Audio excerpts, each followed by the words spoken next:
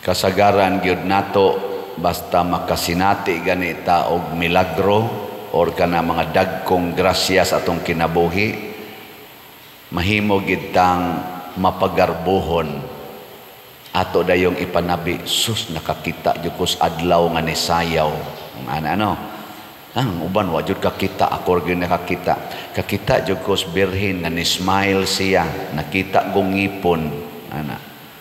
Nya pag-isa sa pari sa hostiyas, kakita jud ko nga ni siga ba ni danag ang kuan ang hostiyas. Ana. Ganahan kita mo hisgot ana. So, ang ganahan mo hisgot ana kung pakitaon mo sa Ginoo gingon ana. Ganahan abi baya nimo no nag-wheelchair ginang akong mama pag adto ginamo dito atong dapita, sus naayo siya nakalakaw gidayon instant gyud gibilin ko namong wheelchair didto. Ana ganahan kita mo hisgot ana balik-balikon gina natong hisgot, mahimutang murabag mapagarbuhon nga gitagaan tag pabor sa Ginoo. Nga akong anak baya no, sus take one ra gyud sa bar exam, top notcher pa. Ana murag pertigo taon na itong makaampo anak ka ng ting board exam, hapit ko tanang santos nga mahikap hikapon god nya moingon dayon pasar dayon. So salamat sa Ginoo, hasta sad kaming mga pari salamat sa Ginoo nga naordinahan gyud ko. Moingon sa proud sa kay mga ginikanan o ang mga parinti. So suwa kanang among kuan pag umangkon kanang akong apo ana baron, sus grabe gyud ka istanan ang grasyas Ginoo na pari gyud na madre gyud. Ana ganahan kita magsigpanabi ana. Tutukan man ko ninyo, gilingi ako no imong tupad ing na unsay grasyas Ginoong gihatag nimo karong simanaha ing na kano ana.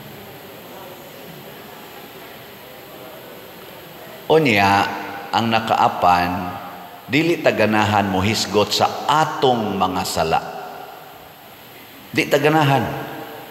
Kung pwede tabunan gina natong atong mga sala, di gyud na nato hisgutan. Kinsa may proud ni abi baya nimo no nakapangabit baya ko. Karong si manaha 14 akong pamakak mga kalima jud ko nakapamakak sa akong bana. Mohisgot ka na. Abi baya ninyo no nakapangawat baya ko dito sa among opisina. Ana. Dugay-dugay na gina akong gibuhat. Wa gyud mo hisgot ana. Nakapanglibak baya ko. Ana.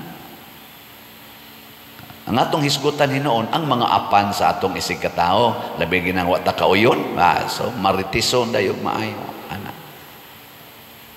Kana bitang mapili ka pagka opisyal sa usa ka dako kayong institusyon sama anang nasod, mahimo kang elected government officials, unsa man na grasya na o dili? Tubag kusga unta grasya na oy, pertinda ko agrasya ma-elected kag presidente bisan gani hangtod barangay konsihal pagkadakong grasya ana. Unsa may requirement ni Kristo para ang grasya dili mahimong disgrasya? Ingon siya dire, pagkaalaot ninyo Corazin, Betsaida, kaysa kadaghan sa mga milagrong inyong nadawat, wa gyud mo maghinulsol sa inyong mga sala. Wa man napasabot nga kaming mga pari nga naordinahan, kamong nakapasar sa board exam, kamong nangaayo sa sakit, kamong na-elected mga government officials o nga promote diha sa inyong kompanya pagka-officer, wa na magpasabot tungod kay gitagaan mo anang maong grasya, wa tay mga sala. Naatay mga sala. Ang gipaabot es Ginoo ikadawat na to grasya, maghinulsol ta sa ato mga sala. Kana bang kamautang mo ingon, di ko angayan niini.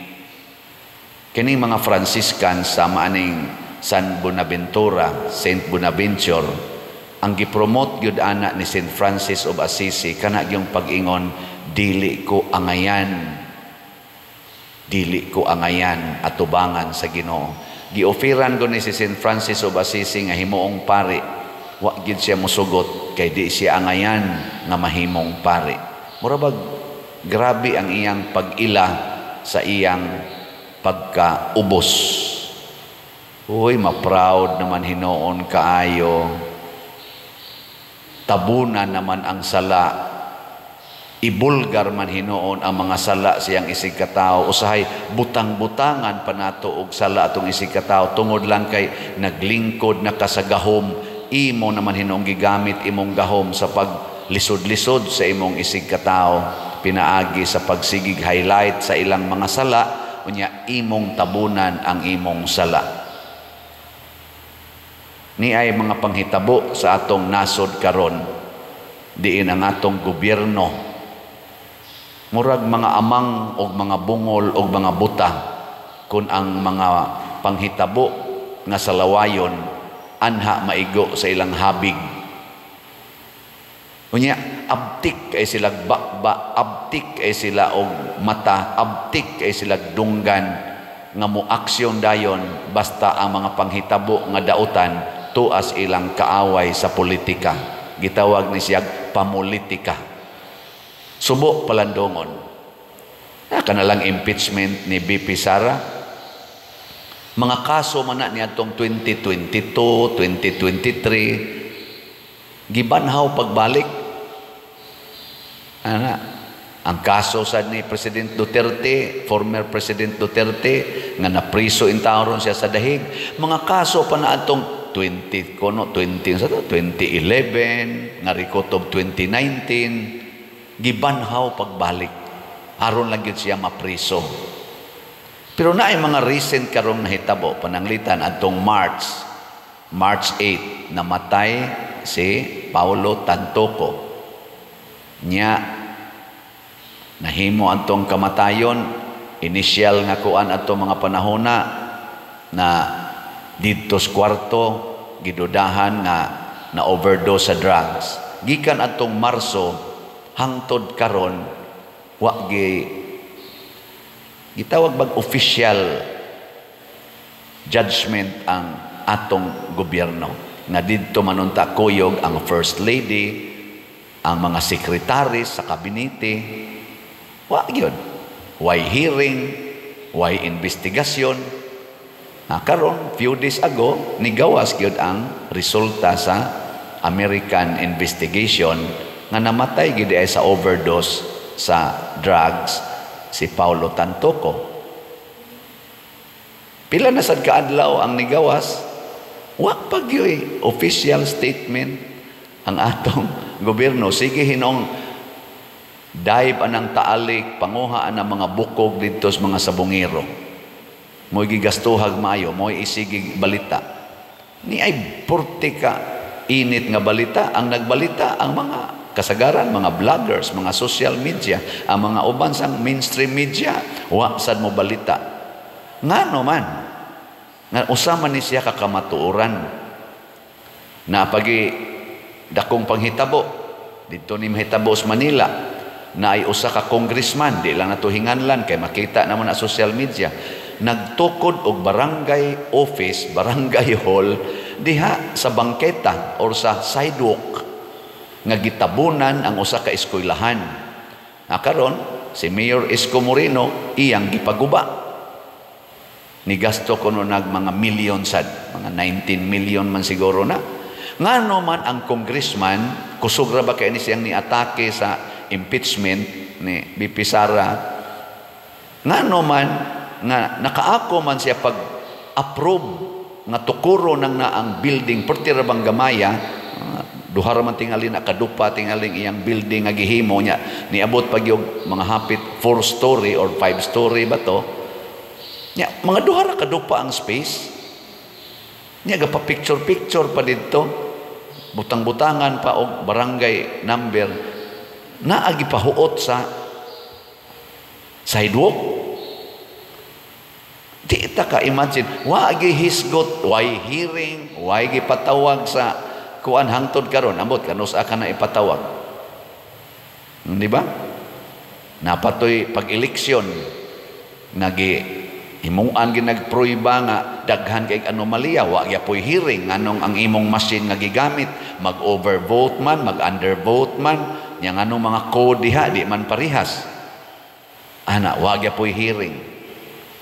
Naasad to'y budget na to, nga daghang blanco, giangkon sa mga senador o pipila ka mga congressmen, nga naay mga blanco sa BICAM, wa gyapoy hearing. Ano man? Tungod kay naas ilang habig.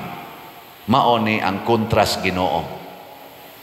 Nga kamong naas gahom, unya inyong tabunan ang sala, imbis maghinulsol o magbag-o, inyo na hinong tabunan ang sala, nya siging atake ana mga sala-salaing tao. Amo na ingos Kristo, ambisyoso kay ka, magsigi kag kuha ng puling sa matas imong isig ka tao, nya kanang truso nga nas imong mata, di nimo kuwaon. Eko na be, lingi ako no imong tupad, ing naunsay sa nimo ron. Sekreto lang. Ngawak ko no, musulti ba, naunsay imong sa. Kamong mga bana og ingnon mo sa inyong asawa karong adlaw dong na kay sa mutugan mo hilom dia ana kamo sa mga asawa og ingnon sa mo sa inyong bana igpanghigda ninyo day sultihi ko no ko unsay sa nimo rong adlaw sulti ka utrosan apil na mga lektor. Ampare ko no, ampare, pangutan pader, unsay sa ni marong adlaw, unsay labot ninyo. Di magay mutog ang pare, pilay kolektaron pader, maglison maganig tugan, pero ako mutugan ko niyo pila na slot atong na. Kining slot hinoon mga igsoon, makabawi-bawi ba ni sa tong sa kining slot ba? Nga naman, part sa imong pagbasol kanang gitawag og reparation. Unsa man ang reparation? Kana bang imong hulipan ang imong na damage. Nana, muna og mopalit mog slot, inyo na nang ato na nang reparation sa atong mga sala. Kay gihikawa nato ang pipila, mopalit na lang sa tag slot para sa general purpose. Mao na palit mo din hig slot, usbon ako kining slot nga atong gibaligya, mao ni ang minimum donation nga atong ihatag para sa atong specific projects. Minimum donation. Usa ka slot, minimum donation. Nyag imong daghanon ang slots, maximum or extreme donations. Mo nang nasa tay challenge. Ang atong God's reward and complete elation or grace nga slot para ni atong 70 million nga utang, ang atong halin 5,632 na ka-slots, na apay 694,368 ka-slots nga available, tag 100 pesos ang usa ka slot. Nya do na ni say 70 slot challenge, 7,000 ang presyo, 26 na sad ka challenges ang atong nadawat. Nya kadtong atong CTU or Christ Transforming Union with Mama Mary para ni sa atong pagtiwas og himos mga balay nga katong 12 na lang kabalay basig makahuman na tag pipila karong simanaha. Tag 100 pesos sa ni siya. 4,497 na ang atong halin, na pay 2,503 ka slots nga available. Naasa ni 61 slot challenge nga tag 6,100. 24 na say atong nadawat. Unsa may inyong buhaton karon para reparation of sins? Ang naingnon talang anang punga. Atong palitan og tag sa kaslat. Bisag kada semana, 100 pesos lang. Ikaw nga nakadungog aning akong wali o kining akong announcement about slot og naa kay 100 pesos, ipadalangan siguro alang nga mapadala ninyo sa proper way. Ato mang gina-flash din labi na inig offertory song, ato mang i-flash ang ato mga official contact numbers, contact persons ug account numbers, mula na isunda sa inyong pagpadala din sa inyong donation. 100 lang. Namoy 100 palit dayon. Bisag ka usalas usak semana. Mao bitaw ning niingon sila na nangutana na kung pipila ka igsuon ako mga pare. Padre, sige makag-announce anang imong 70 million nga utang. Unsa man ang utanga nga nagbaligya man unta kag slot akong Osbon. Kining atong kumbento, ang original budget ani is 35 million. Nya ang actual natong na-increase sa iyang original plan nahimong 40 million. Nya kay giadosyonalan pamanggid nato ang roof deck, ang kanang imahin sa ni San Vicente, napagyoy elevator, wa na nis original plan. Nya naapagyoy kusina, ni additional pagitagpalit og yuta diha. Nya mga 100 square meters kapin, o nya napagyoy na ang atong kanang entrada, kanang murag kanopi diha. Ani abot yun nag 55. So nanay diferensyang 20 million from original budget. Ang atong gibaligya ag slot sa una kadtorang 35 million. Nabag wa man gito mahurot ang atong SBF dag ato. No, napamtoy mga 400 kapin ka slots nga wa mahalin, ato na lang gi-close. So mao na siya. Unya katong balay nila ni cafe, narabas cafe karon. Wa man sa tuy apil. Nya kay ang ilang balay nabati na kay gitabuna nas kumbinto. Ang kumbinto nabati sad kay gialihan sa balay, nasud ato ilang balay dire. Win-win solution, thanks be to God. Og sa kamapaubsanon og kamaunongon aning pamilya nilang cafe og Brad Titing Pipito, nitugot sila nga atong bayaran o gubon ang balay para mapurma ang ato dinhi. We grab the opportunity nga naa pa ta dire. 50 million ang atong budget. So 70 tanan. Mao na ang atong kuan karon sitwasyon. Pero humana atong kumbinto. Nya kay ako maning responsibility ni ingon man sa dang pari nga nagsunod nako ang mo take over dinhi humanako nga dili lang sad siya magpahasol ani, ako lang sa nang gidawat. So ako ning pasanon nya ato man tibuok kalibutan nga nagsunod nako kining ato mga projects dinhi ngadto sa Kapilinya nga nas diocesan kanang gipangtabang nato sa more than 20 parishes all over the Philippines, especially here in Central Visayas and Mindanao. Ato maning tanan, tabangi lang sa kuninyo ani, tagsa lang kaslat. Makapawagtang banis atong sala o dili? Makapawagtang. Ngano man, generosity is an expression of repentance. Greediness, mauna siya why repentance. Kinirong ato mga government officials nga mga hakog kay ilang gahom nya tabuna nila ilang sala, atakihon nilang ilang kontras politika, matud pa ni Kristo itambog mos imperno. Pero magsigitag panghatag bisan pa man natay kahuyangan, ang Ginoo mo tan-aw nato nga ang imong mga maayong buhat igo ng pruiba nga nagbasol ka, huyang lang yun ka, mo nang dili ka kapugong yun totally sa imong mga sala. Pero ang imong pagka-generous ngadto sa imong isig katao, igo na nga i-count sa Ginoo. Ningon maganing Ginoo, bisag maghatag lang kag usa ka basong bugnaw tubig ngadto sa akong labing ubos nga ulipon, gantihan na ka. Unsa nakag usag yun kaslat ang imong paliton. No, di ba? No, kana na lang itong bawi-bawion. Okay. Katapusang lingi sa imong tupad. Ing namura na biya kog na-convince. Namura na kog na-convince. Kada semana na gyud koron mo palit og slot.